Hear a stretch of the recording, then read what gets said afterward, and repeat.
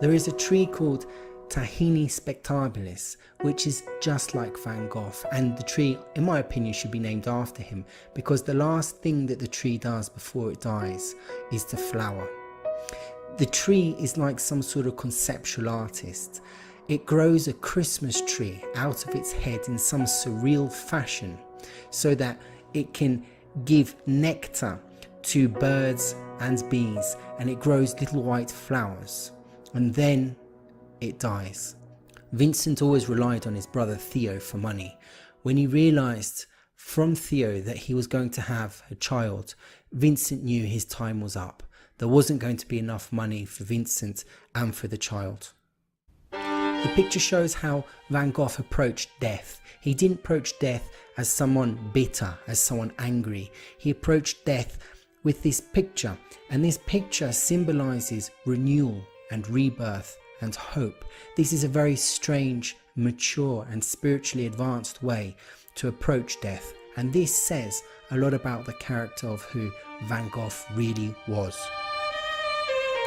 The nephew was named after Vincent, as if somehow Vincent's genes were going to be passed on. This nephew seeded Vincent's pictures in the public consciousness, setting up a museum so Vincent would never die and his pictures could birth the imagination of artists, people, the world and generations to come. The picture is called the Almond Blossom, and this is the story. In a letter announcing to Vincent the arrival of the new child, he said, "As we told you, we'll name him after you, and I'm making the wish that he may be as determined and as courageous as you." In spring 1889, Joe Bonga married Theo, Vincent's brother, and in February 1890, she gave birth to a baby boy. And they decided to call that child Vincent Jr. after his uncle, the great, the magnificent, the artist Vincent van Gogh, who was his godfather.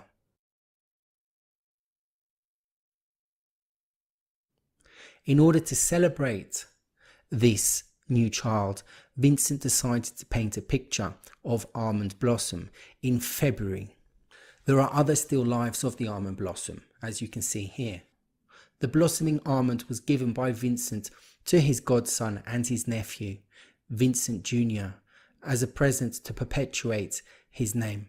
4 months later, after the birth of his nephew and godson, Vincent Jr., Vincent, on the 29th of July 1890, committed suicide.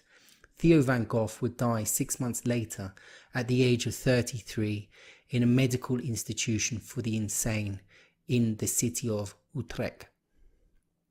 We don't know why Vincent committed suicide. We don't even know if he did commit suicide. There have been theories lately that he didn't and he was murdered by a 16-year-old boy. However, people that were close to Van Gogh did say he utterly committed suicide with full knowledge and lucidity.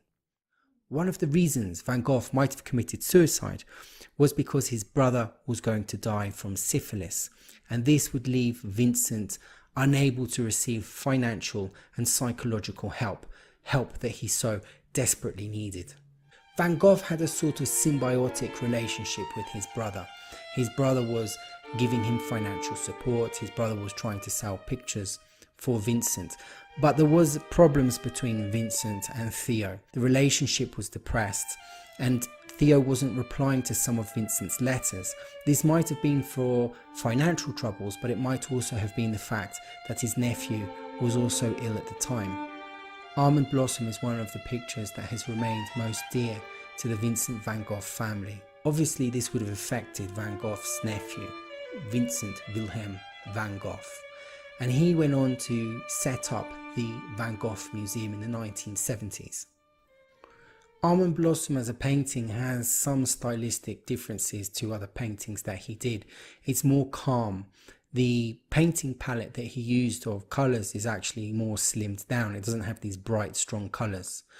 And also the composition is quite strange. It's almost as if he's looking up at the sky to say to God, "What am I supposed to do?" And God smiles down at him and just says, "Paint beautiful pictures. That's all you can do." And so he did. And he did so dying. So Van Gogh died about 3 months later.